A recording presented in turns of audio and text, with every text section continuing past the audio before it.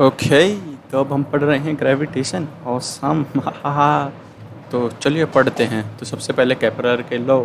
सबसे पहले आया था प्लॉटमी, जिसने दिया था अर्थ का centric model. Basically earth centre है, सब सर्कल में घूम रहे हैं। फिर आया निकोलस कोपरनिकस, जिसने कहा सन सेंटर है नहीं और सब प्लैनेट सर्कल में घूम रहे हैं। फिर आया टैको ब्राहे। टैको ब्राहे ने बहुत सारे ऑब्जर्वेशन ली।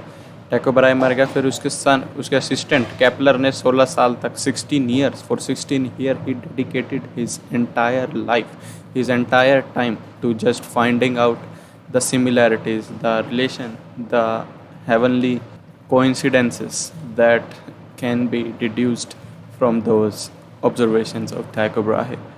तो फिर आया केपलर ने अब अपने लॉस दे दिए। 3 लॉ हैं केपलर के, पहला दूसरा इस वीडियो में देखते हैं। पहला लॉ है कि प्लैनेट सन के अराउंड एक एलिप्टिक जो है सर ऑर्बिट में मूव करते हैं, एलिप्स में, बजाय सर्कल के। तो सर्कल इतना ज़्यादा सेक्रेट भी नहीं है जैसे एरिस्टोटल और प्लॉटमी या और कोपरनिकस ने भी सोचा था। और उस एलिप्स के फोकाई पे है हमारा सन। एलिप्स को भी आगे पढ़ेंगे। ए बी क्या होता है, ओके। एरिया याद रखना, इसका एरिया होता है पाई ए बी, समझ रहे हो? पाई आर स्क्वायर तो पाई ए बी, इतनी रॉकेट साइंस नहीं है, ओके। दूसरा लॉ ऑफ एरियाज। तो सोचो ये एक एलिप्स है, इस एलिप्स पे एक पॉइंट प्लेनेट ने पी से पी डैश पे आया, इसको यहाँ से यहाँ तक आने में टाइम लगा टी। अब इस टी को ज्वाइन कर दो ऐसे, बेसिकली ये एरिया जो होगा टी तक, वो अगर यहाँ से यहाँ तक, एक मिनट, और अगर यहाँ से यहाँ तक भी जो है टी ही टाइम लगता है इस प्लेनेट को आने में, मान लो, ठीक है, ये भी टी ही है, टी के ही बराबर है टाइम। तो ये दोनों एरिया, ये एरिया और ये एरिया बराबर होंगे। अभी आगे इसका प्रूफ भी दिखाएंगे। तो बेसिकली सेम टाइम इंटरवल में जो एरिया स्वीप होता है वो बराबर होता है।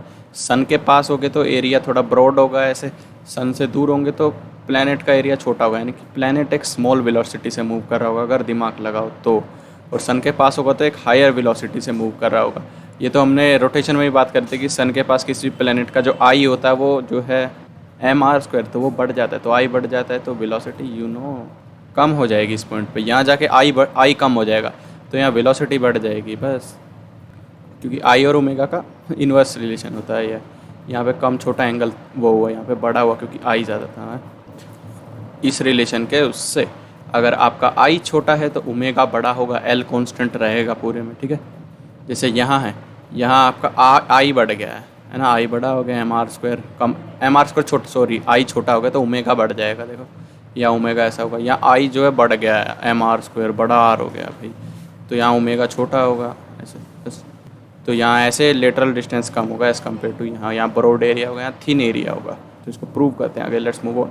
तो बेसिकली यहाँ देखो भी इस पॉइंट पे मेरी बात सुनो, ये है आर वेक्टर ऐसे, ठीक है, इधर की तरफ ये यहाँ तक, ओके, आर वेक्टर यहाँ से यहाँ तक, समझ गए ना, हाँ ओके। ये आर वेक्टर है, ये वी वेक्टर ऐसे, ये डिस्टेंस कितना है, ये एस होगा वी डेल्टा टी, ठीक है, speed equal distance upon time से ऐसा होगा वी डेल्टा टी। अब इस ट्राइंगल का एरिया कितना होगा, या कोई भी ट्राइंगल हो इन जनरल, उस पॉइंट पे उसकी वेलोसिटी हमको पता है, ठीक है। मान लो यहाँ वी थी और ये डेल्टा टी उसको जो लगा, ये तो गिवन होता है बेसिकली क्वेश्चन में, क्योंकि हम प्रूव करने जा रहे हैं ना वो चीज़ है। तो एरिया ट्राइंगल का जगह half into R cross V delta T, ये तो सबको पता है, क्रॉस प्रोडक्ट से आता है कि किसी भी ट्राइंगल का एरिया होता है आर क्रॉस बेसिकली जो उसकी एक साइड है इंटू परपेंडिकुलर साइड है ऐसा, ठीक है, no problem. Half A B sine theta, तो जैसे ये मान लो ए है, ये बी है, ठीक है, ये वो है, जो भी half A B sine theta हो जाएगा, ये थीटा होता है तो ये ए साइन थीटा, और एरिया होता है half into base into height, base हो जाएगा ये ए है, ये समझ यार, वो आइसोसेलिस ट्राइंगल था, आइसोसेलिस का इससे आराम से आ जाएगा, वैसे भी इसकी इतना ज़रूरी नहीं है ये प्रूफ। तो delta A by delta T हो जाएगा, डेल्टा टी कट जाएंगे बी और इसमें, ठीक है, half into R cross V. अब वी को मैं मोमेंटम के टर्म्स में लिखूँ तो क्या होगा, वो V vector into P by M, V vector equal P by M, yes P by M. तो अब इसको पी बाय एम को यहाँ रख दो, ऑसम। तो एम नीचे आ जाएगा, एम तो कांस्टेंट है, तो half 1/2m into R cross P. क्या कुछ आपको समझ आ रहा है? मोमेंट ऑफ मोमेंटम है ये, इसको एंगुलर मोमेंटम बोलते हैं, ओके वे ये एल होगा, तो L/2m is equal to delta A by delta T. अब मेरे को बताओ, ये m तो कांस्टेंट है, क्या L भी कांस्टेंट है? L बिल्कुल कांस्टेंट है। कोई टॉर्क लग रहा है प्लेनेट के ऊपर, ये मान लो मेरा सन है, तो इसके ऊपर फोर्स कैसे लग रहा है, ऐसे F है, और रेडियस वेक्टर यहाँ से, कोई टॉर्क लग रहा है F, R cos 180 degree, cos 180 degree होता है ज़ीरो यहाँ पे। तो फोर्स टॉर्क ज़ीरो है, कोई भी टॉर्क नहीं लग रहा है इसके ऊपर। तो एल कांस्टेंट है बच्चे का, जैसा घूम रहा है यहाँ के पास हो जाएगा कहीं पे आई की रेंज, आई की तरह वेरी करेगा। आई ओमेगा जो है I omega 1 is equal to I two omega 2 हो जाएगा, वो वाला हिसाब चलेगा अब इसमें। तो मतलब एरियल वेलोसिटी होगी ना, ये लीनियर वेलोसिटी क्या होती है जिसको सिंपल वेलोसिटी बोलते हैं, वो तो लाइन पे, ये एरियल वेलोसिटी है। तो एरियल वेलोसिटी होती है कांस्टेंट। तो aerial velocity of any planet in an ellipse is equal to L by 2m and that is in turn equal to constant। ये था केपलर का सेकंड लॉ, जिसका प्रैक्टिकल सिग्निफिकेंस हमने जो है थिन और थिक एरियाज में देख लिया। अब देखते हैं थर्ड लॉ। तो अभी भूल जो भी स्क्रीन पे मेरी बात सुनो सिर्फ। हीलियोसेंट्रिक मतलब कि सन इज़ द सेंटर, और जियोसेंट्रिक मतलब अर्थ इज़ द सेंटर। ठीक है, जियोसेंट्रिक और हीलियोसेंट्रिक में ये जियो का मतलब अर्थ होता है, ग्राफी जियोग्राफी मतलब अर्थ को मेजर करना। ठीक है, तो जियो का मतलब अर्थ। तो देखते हैं केपलर का थर्ड लॉ। तो केपलर का थर्ड लॉ कहता है किसी भी जो प्लेनेट का टाइम पीरियड है उसका square is directly proportional to A cube. इतना ये बताया है, वो करने की ज़्यादा बकवास करने की जरूरत नहीं, हमारे लिए इतना इंपॉर्टेंट है।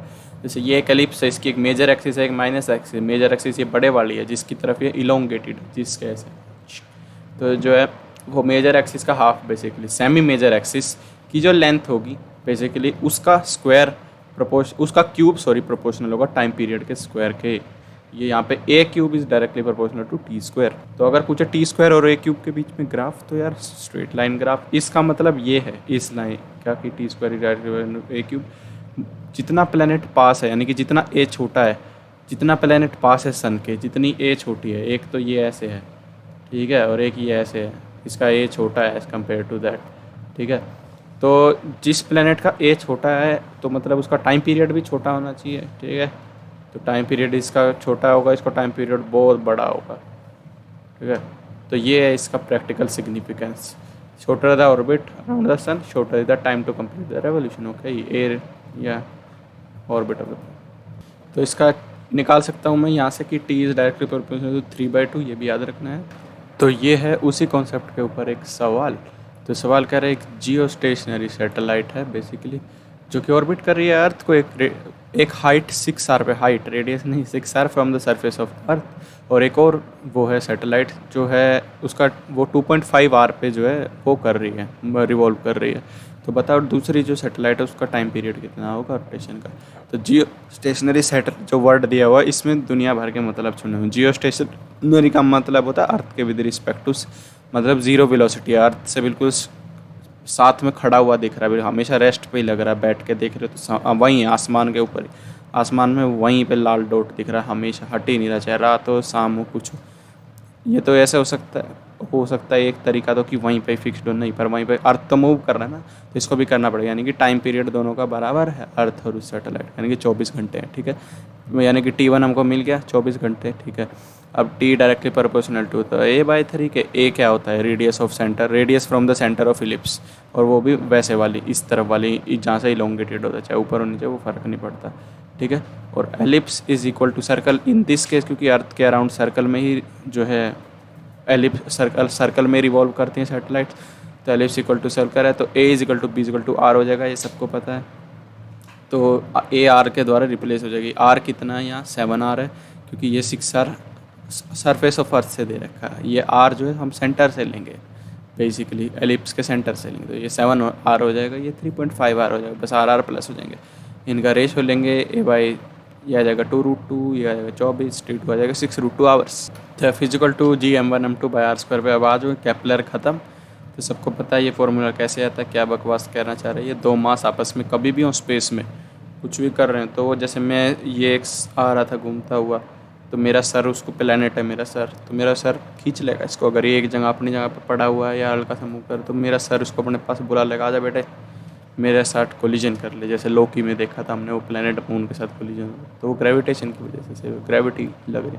ग्रेविटी अलग है और ग्रेविटेशनल फोर्स दो अलग चीज़ें है। और जी की वैल्यू होती है 6.67 इंटू 10⁻⁻11। 11 में ग्रेविटेशन में 11 ही अल्फ़ाबेट्स होते हैं, ये भी सिमिलर। और ये तो सबको पता ही है यार क्या होता है ग्रेविटेशन का एक वेक्टर फॉर्म, अगर m1 m2 हैं और ये जो है ओरिजिन से बेसिकली हम देख रहे हैं, तो एक r1 वेक्टर होगा एक r2 वेक्टर।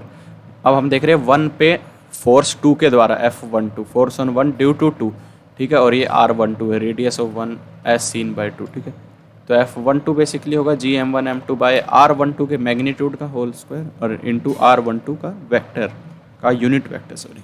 अब इसको हम कन्वर्ट कर सकते हैं R³ और ये हो जाएगा R वेक्टर बेसिकली। और यहाँ से ये भी प्रूव होता है कि F12 is equal to minus of F21, ये वेक्टरली प्रूव कर दिया है। प्रूव तो क्या है क्या। अब इसके बाद अगर आप हम अपने हिसाब से चाहे तो सबको पता है इलेक्ट्रोस्टैटिक जैसे हम करते थे वैसे ही है।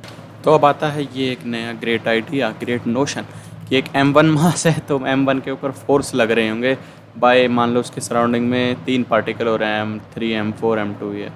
तो बताओ भैया m1 के ऊपर फोर्स क्या होगा। m1 के ऊपर फोर्स होगा vector sum of all the forces, all the individual forces applied by 3 2 1।